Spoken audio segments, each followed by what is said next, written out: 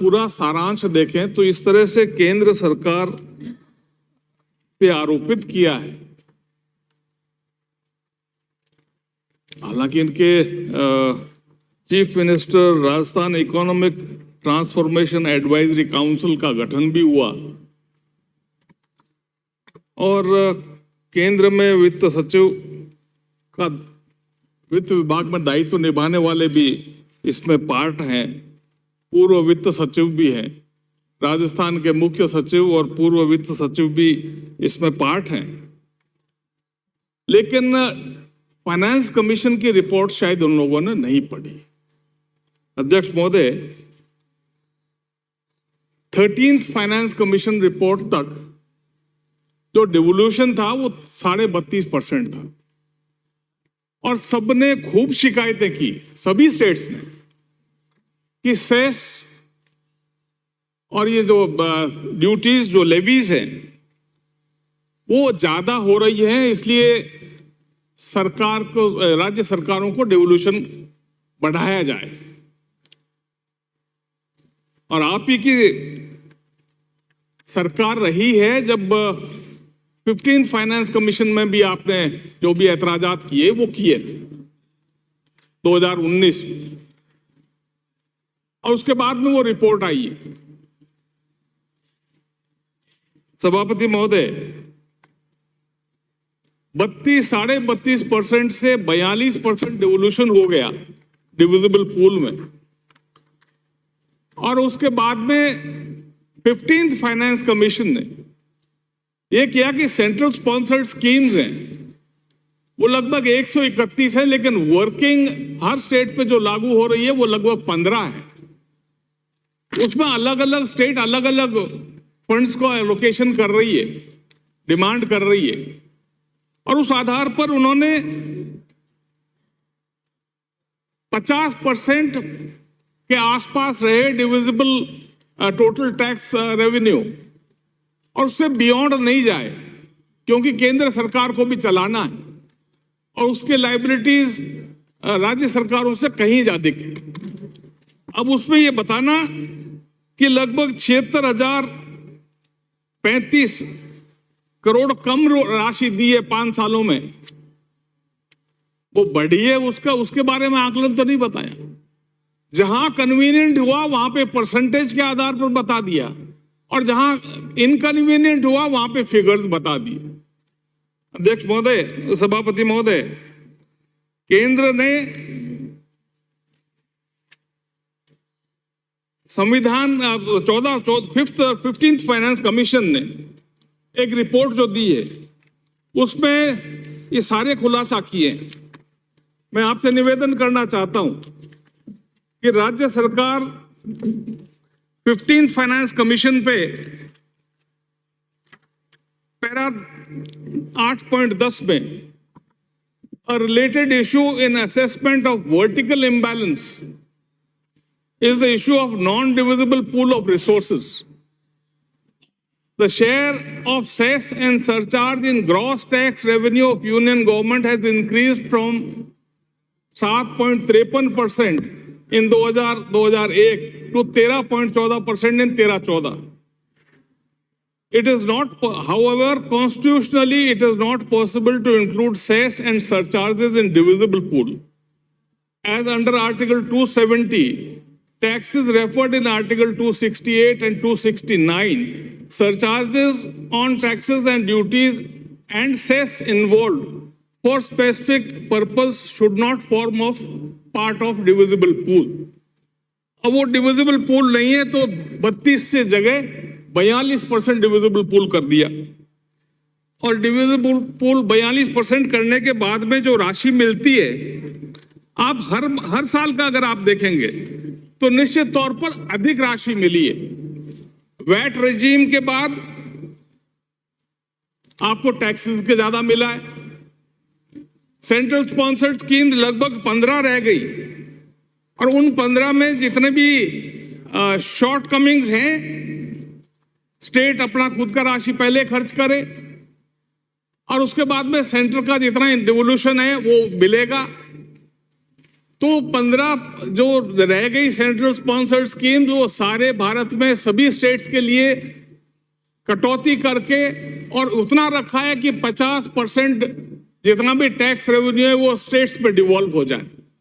उसके बियॉन्ड ये कॉन्स्टिट्यूशनली संभव नहीं है, और इसलिए संभव नहीं है कि केंद्र को भी जो कमिटेड एक्सपेंडिचर्स हैं, डिफेंस के लिए जो एक्सपेंडिचर्स हैं, उसको करने के लिए जितना भी टैक्स और मिलेगा, मिल ही रहा है ना। वैट से अब कितना इंक्रीज हुआ है, जो वैट मिल रहा था जीएसटी में, जीएसटी रेजीम से सुटेबल इंक्रीज हुआ है। Measures for maintaining a suitable and sustainable fiscal environment पर सुझाव देते हैं। ये आयोग केंद्र और राज्यों के बीच डिवोल्यूशन ऑफ टैक्सेस का सिफारिश करती है, वर्टिकल भी और हॉरिजेंटल भी। अब ये थोड़ी सी डिफिकल्ट सिचुएशन में है, क्योंकि कंफर्टेबल जोन में स्टेट गवर्नमेंट आ चुकी है और इतना कंफर्ट लेवल पे हो गया कि स्टेट का खुद का नॉन टैक्स रेवेन्यू उसके अंदर कोई सब्सटैंशियल इंक्रीज नहीं है, बहुत कम इंक्रीज है, और जितना होना चाहिए वो दिखता भी नहीं है कि एफर्ट किया हो। 12वें वित्त आयोग में 29.5% ही मिलता था, वो 1% बढ़ाकर 30.5 किया। इसी प्रकार 30.5 से बढ़ाकर 32 पॉइंट किया, जो 1.5% की वृद्धि है। अध्यक्ष महोदय, डिविजिबल पूल में सेस और सरचार्ज को शामिल करना संवैधानिक रूप से पॉसिबल नहीं है, और आपने स्वयं ने जो 15वें वित्त आयोग के सामने पेश किया है रिकॉर्ड, अब 16वें में आप कर देना कि डिविजिबल पूल घटा दें और CSS as it is continue करें, you are free to do it. लेकिन केंद्र ने पूरी कंट्री को देखते हुए, पूरे देश को देखते हुए जो बेस्ट इंटरेस्ट में है वो किया है। इससे बेटर डिवोल्यूशन कहां पे? राज्य के बजट, हम भी यहाँ पे पिछले 93 से मेंबर हैं, देखते आए 10,000 करोड़, 8,000 करोड़, 15,000 करोड़, 28,000 करोड़। जब पहली बार 93 में किया तो बहुत बड़ा वृद्धि मानी, लेकिन अब जब रेवेन्यू बढ़ रहा है, टैक्स रेवेन्यू भी बढ़ रहा है, तो निश्चित तौर पर उसका लाभ परकोलेट नीचे भी होता है। मुख्यमंत्री जी ने कहा केंद्र सरकार को हमेशा आगे आकर राज्यों को अधिक से अधिक मदद करनी चाहिए। 200 करोड़ से अधिक वैक्सीनेशन किया आपने, तो यहां पे खुद ने ग्लोबल टेंडर भी कॉल किए थे, मिल गए क्या? वो सारा केंद्र ने वैन किया है। वो इसलिए किया है कि फिस्कल डिफिकल्टीज के समय, ऐसे समय में जहां पर प्रेशर रहेगा फाइनेंशियल इकोनॉमी में, फाइनेंशियल सिस्टम पे, केंद्र सरकार हमेशा बीच में सहयोग करती रही है। मैं फिर दोहराना चाहता हूं, मुख्यमंत्री जी, उनके वित्त विभाग के अधिकारी और आर्थिक सलाहकार से संबंधित सभी अधिकारीगण 14वें व 15वें वित्त आयोग की सिफारिशों से अनभिज्ञ है या जानबूझकर गलत सूचनाओं के आधार पर जो भी आंकड़े दिए हैं वो कोऑपरेटिव फेडरलिज्म पर एक तरह से चोट है।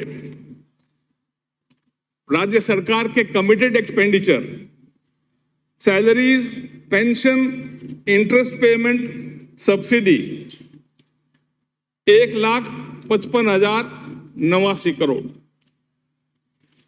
कुल राजस्व प्राप्तियां 2,33,988 करोड़। इसमें से कमिटेड एक्सपेंडिचर अगर आप निकाल देंगे तो मुख्यमंत्री जो आत्ममुग्ध होकर उनके द्वारा प्रस्तुत राज्य के वर्ष 23-24 के बजट को आदर्श बजट की संज्ञा दी है, उनको और अन्य राज्यों को फॉलो करने के लिए भी कहा है। सत्ताधारी दल, सत्ता पार्टी के लोगों, इनके पक्ष में तारीफों के कसीदे कट रहे हैं। एक कहावत है, मोर अपने पंख को देखकर बहुत सुंदर नाचता है, लेकिन पैरों की तरफ देखकर मन दुखी होता है। बजट की यही स्थिति है। वित्तीय वर्ष 23-24 में 3,90,856 करोड़ का बजट पारित कराया जा रहा है। इसमें 93,700 करोड़ रुपए तो कर्ज की रिपेमेंट है। कुल राशि 2,97,090 करोड़ रुपए शेष रहती है। कर्ज भुगतान की राशि घटाने के बजट अनुमान ये और भी बढ़ेंगे। वित्तीय वर्ष 22-23 में बजट अनुमान 72,714 करोड़ रुपए का लोन रिपेमेंट था, जो संशोधित अनुमान पर बढ़कर 1,04,810 करोड़ हो गई। इस प्रकार 32,000 करोड़ का कर्ज का पुनर्भुगतान बढ़ गया है।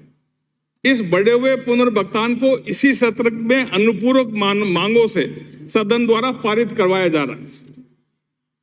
बजट में कमिटेड एक्सपेंडिचर, जिसमें वेतन, ब्याज, भुगतान, पेंशन, सब्सिडी, जो 1,55,000 करोड़ रुपए होता है, जो राज्य के कुल राजस्व प्राप्ति का 2,33,988 का 66% से ज्यादा है। Large portion of budget allocated for committed expenditure on salaries, interest payment, subsidy on power limits the state's flexibility to decide on other expenditures, priorities such as capital outlay. Capital outlay की क्या स्थिति है और asset create कितने होंगे, बहुत दयनीय स्थिति में पहुंचेंगे। अध्यक्ष महोदय, सभापति महोदय, डिवोल्यूशन ये एक्सपेंडिचर प्रोफाइल है 23-24 की। Total transfer of resources to states and union territories with legislature. ये devolution showing state wise distribution of net proceed of union taxes and duties for budget estimate 23-24 10,21,000 crore. इसमें 18,06,000 करोड़ और जुड़ेंगे state wise net proceed of union taxes for duties. इससे कुल मिलाकर 33,60,000 करोड़ में से 55.4% divisible pool में आ गया। इससे ज्यादा डिस्ट्रीब्यूट और क्या करना चाहेंगे? गलत तथ्यों के आधार पर इस प्रकार से महसूस करवाना जैसे कि केंद्र सरकार कांग्रेस शासित राजस्थान को एक इस प्रकार की स्थिति में लाकर खड़ा करना चाह रही है और एक सेकंड ग्रेड सिटीजन की तरह ट्रीट कर रही है, ये गलत परंपरा है, गलत तरीके से बता रहे। सभापति महोदय, सेंट्रली स्पॉन्सर्ड स्कीम्स में मनरेगा के बारे में भी खूब कहा। 21-22 में जहां बी था 60,000 करोड़ का, उसकी जगह टोटल हो गया 1,18,551 करोड़। 22-23 का ये अगेन 60,000 करोड़ का ही था, 73,000 करोड़ का, वो बढ़कर 99,214 हो गया। अभी 60,000 करोड़ का बी है, वो रिवाइज एस्टिमेट में बढ़ेगा, इसलिए इसमें कटौती का या घटाने का कोई प्रश्न नहीं। ये जबरदस्ती सेंसिटाइज करना चाह रहे हैं कि इस इशू को। कुल मिलाकर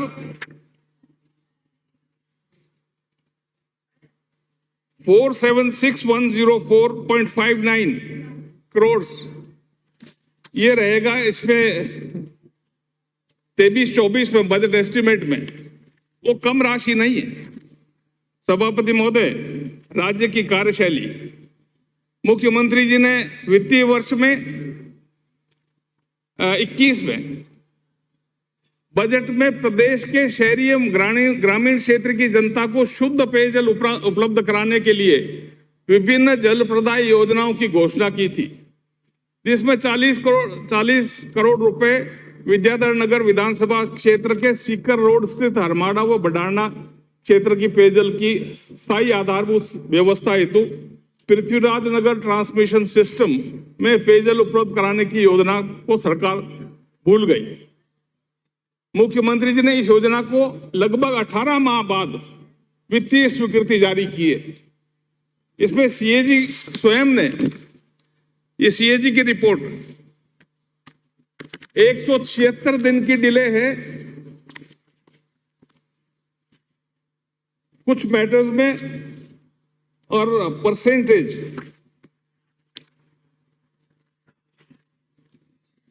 157 release of central assistance by central government and state government.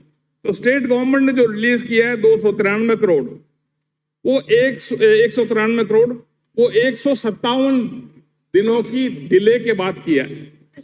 ऐसे ही इस वर्ष 5/3 को जो देना डिवॉल्व होना था यूएलबीज में, वो 76 दिन के डिले है।